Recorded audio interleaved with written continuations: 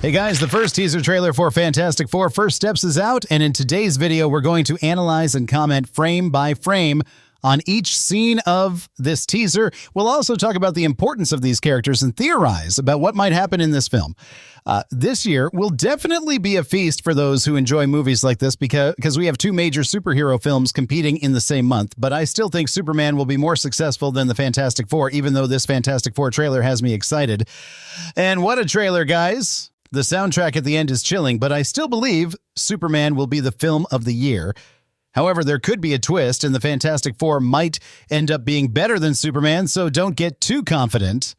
So let's comment on this teaser trailer, but before we start, don't forget to hit the like button, comment below, and subscribe for more content like this. Also, follow us on our other social media platforms, Instagram and Threads, where I'll keep you updated on this universe we love so much. I mean, about DC. Here on the channel, there will be DC content as well as Marvel, but on other media, I'll only bring news about DC. So without further ado, let's get to the video. Well, the teaser starts showing Reed Richards and Sue Storm at the Baxter Building, and it seems they're in an interview. Reed Richards says that no matter what happens, they're always together at dinner, which is important because it shows from the start that this movie is about family. And here's a detail. They show a city plan that reveals it's indeed retro-futuristic. This is something I wanted to see in the Superman movie. However, the Superman film isn't too bad either. For those who don't know, it takes place in the 60s, but will have a retro vibe. Hence, those details remind me a lot of Loki's series. This aligns with a leaked script because this movie takes place in another universe. That script said this Fantastic Four was from Marvel's main universe, but ended up in this retro-futuristic Earth when they tried to explore another dimension, the negative zone. Something went wrong during that exploration. They were exposed to high levels of radiation and ended up on this other Earth with their powers already active. Remember that these are just rumors. None of this has been confirmed, so we have to treat it as a possibility of what could happen in the film. In the next scene, we have a broader view of Baxter Building. Note that the screen gradually opens to normal size. It's confirmed that this film was shot in a square format, but won't be like that for the entire movie, basically like WandaVision, especially since the director of this film is the same one who directed WandaVision. I even have a theory about it because I think there will be time jumps. I'll talk more about that later in the video. And here we have the first glimpse of the Thing and Herbie, and honestly, there's nothing to complain about here because this is just too perfect. It looks like it came right out of the comic pages. It's identical to Alex Ross's art. Wow, there's nothing to criticize. But as always, there will be people who complain. I even heard some people grumbling about the CGI, but this thing was made with practical effects. There are even behind-the-scenes photos that confirm this.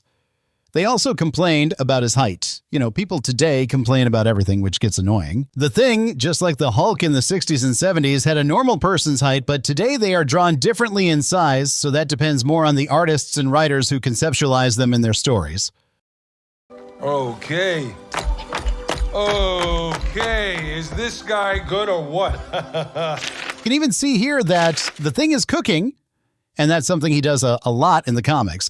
Don't think the Thing is just a mindless rock monster. He's always there to help and give advice to his friends. So he is a very important character for the lore of the Fantastic Four. Also, this scene was a huge reference to the chef role of actor Eben Moss-Bachrach in the series The Bear.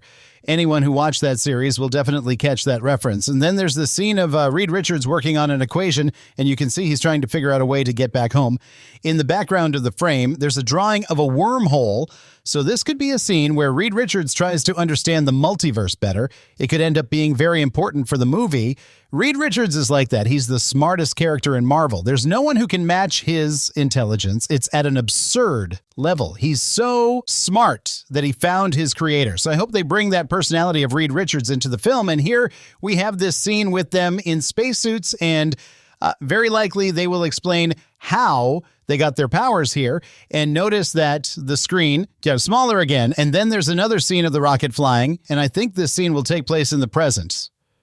Why am I saying this? Because if you pay attention to the teaser scenes, you'll notice some scenes take place in the past as well as in the present. That's why I think these scenes with a smaller screen are set in the past. Then we have scenes of Reed Richards and Sue Storm And I hope their interaction is something we haven't seen before in previous films. There's also another scene where they are in space, and it seems like that's where they'll gain their powers. But that doesn't make sense because the screen got bigger again. So maybe this scene takes place in the present and might be connected with that rocket flying scene. Then there's the scene of the thing on the street with that classic comic book look. I don't know about you all, but this film is very faithful to the comics, along with Superman's film.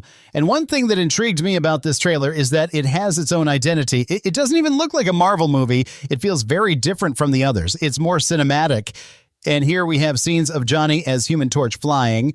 Then there's another scene with the Thing and Sue Storm. And I don't know if you noticed, but this trailer really highlighted Ben Grimm. Maybe I think this film will show more of Ben Grimm's tragic side. And one detail here that I don't know if you all noticed, but Sue Storm's hair shows that the movie will take place in different eras. For example, in the scene at the start of the trailer, she had short hair. In the scene with Ben in the kitchen, she has medium hair.